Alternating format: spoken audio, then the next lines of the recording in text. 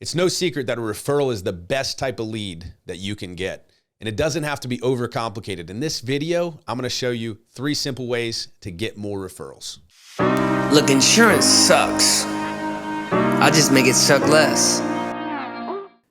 Hey, what's up guys? My name is Brad Hannon, and this channel was created specifically to help health insurance agents like you polish their skills, make more sales, and ultimately make more money in the health insurance space. I can't think of a better way to make money than off of referrals, right? I can't think of an easier way to add money to the bottom line or add revenue to the bottom line or just be able to help more people than by getting more referrals. And what I find is that oftentimes agents overcomplicate how to get referrals. You probably even clicked on this video thinking, there was going to be some kind of talk track or maybe a magic email that I send out, or maybe it was something sweet that you put in the bottom of your email signature, like the best compliment is a referral.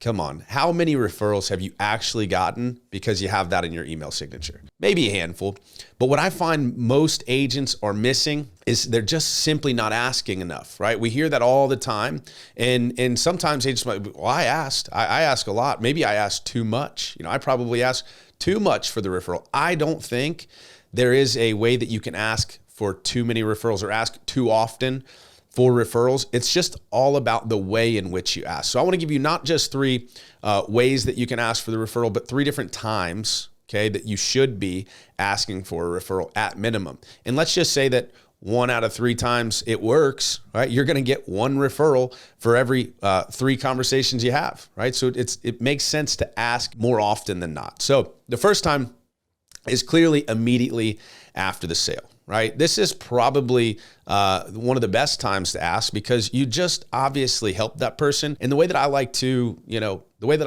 kind of pose that offer or that question to the client as I finish the sale was, hey, great. Thank you so much, Eric. Thanks for taking the time with me today. Man, it was really a pleasure helping you out. Eric says, yeah, thank you so much, Brad. It was awesome. I've dealt with a lot of health insurance agents and you're the best one by far.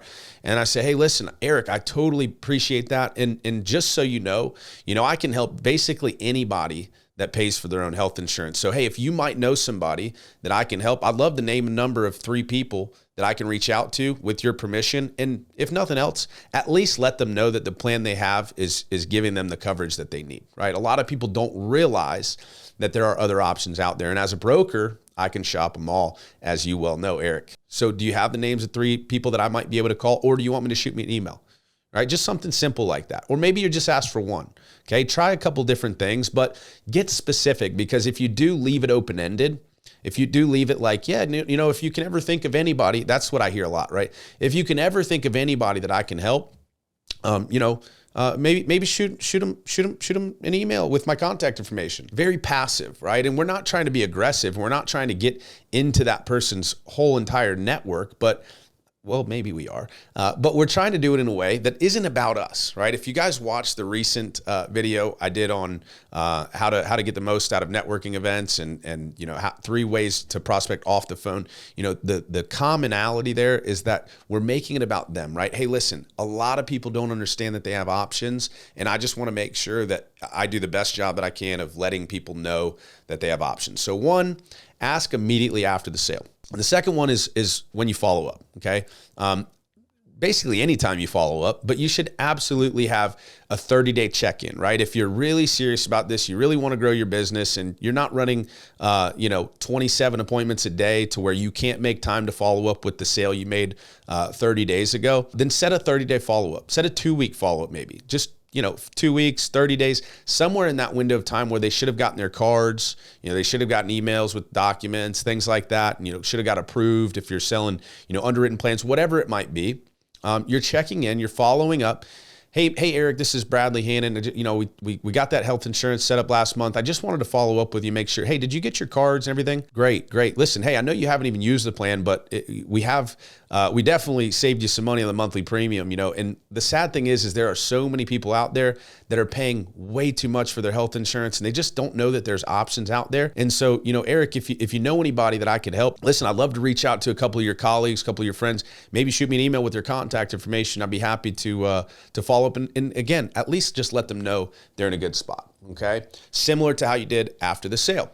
Now, if this is a client that you did ask for referrals after the sale, you're going to kind of know how this person would react or could react. And so you can adjust your message based on the way that it happened the first time. So in other words, if I say, hey, if I did get ultra specific and ask for 3 people, okay, hey, 3 people that you might know that I can help out, follow up, right?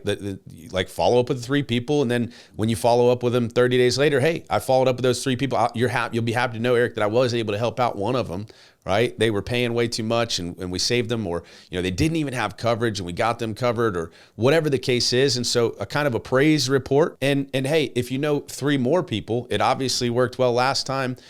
Joe, who I reached out to, that's your buddy, was real happy. Do you know anybody else we could probably make their day if we can save them some money?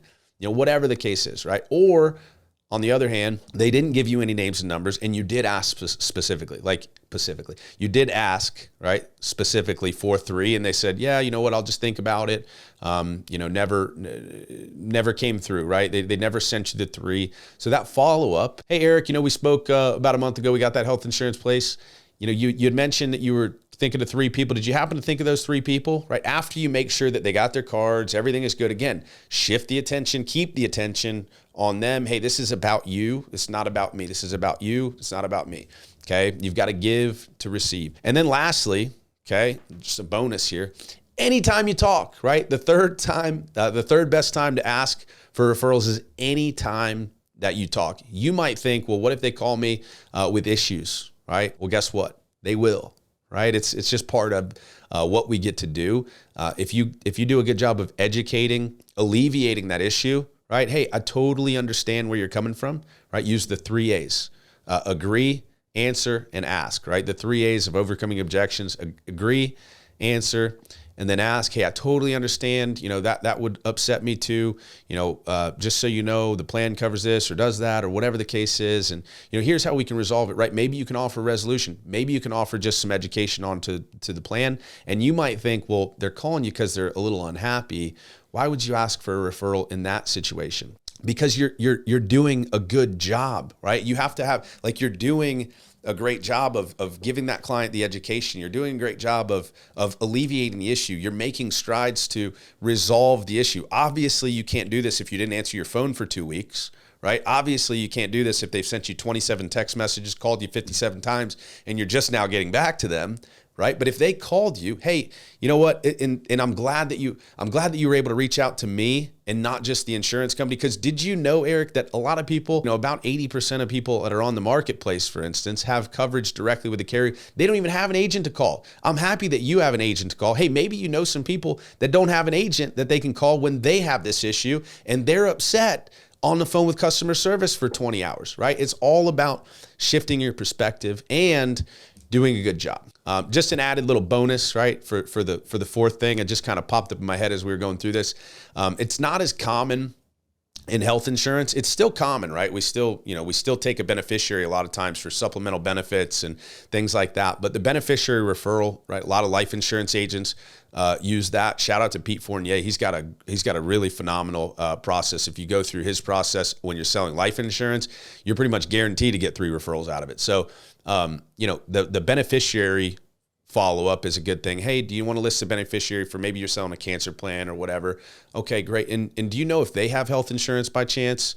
And then they would be able to answer, okay, well, would you mind if I reached out to your beneficiary? Do you have the contact information, or maybe you have it based on the application? But the beneficiary referral, right, utilizing the beneficiary as a referral source is a good opportunity as well. But the moral of the story is that you're probably just not asking often enough, right? Or you're not asking direct enough to where, it does warrant them sending you a referral or 2, right? I had one guy one time, he sent me just picture after picture after picture of business cards. Hey, these are all got a bunch of people I ran into at networking event the other day. Call these people, then I can reach out. Hey, John sent me your information, so on and so forth. So make sure that you're asking, right? It's not like you're asking for too much, especially, like I said, if you're doing a good job. Hey, listen, I hope that brought you some value, but what I want to know is if you are getting referrals and you're getting them at a high level, drop a comment below. Let me know what you're doing to get more referrals, right? Love helping each other, right? I've got more to learn about getting referrals. We can all use, like I said in the beginning of this video, we can all use more referrals, period. Also, if you're not subscribed, please make sure to hit that subscribe button, throw a little thumbs up. Let me know in the comments that you subscribed. Man, this channel's growing, the content's growing, we're changing things. Also, if you love the new format, let me know in the comments if this works for you. I'm a health insurance hustler, Bradley Hannon's the name. I'm here to teach these agents how to play the game. I'm a health insurance hustler, one thing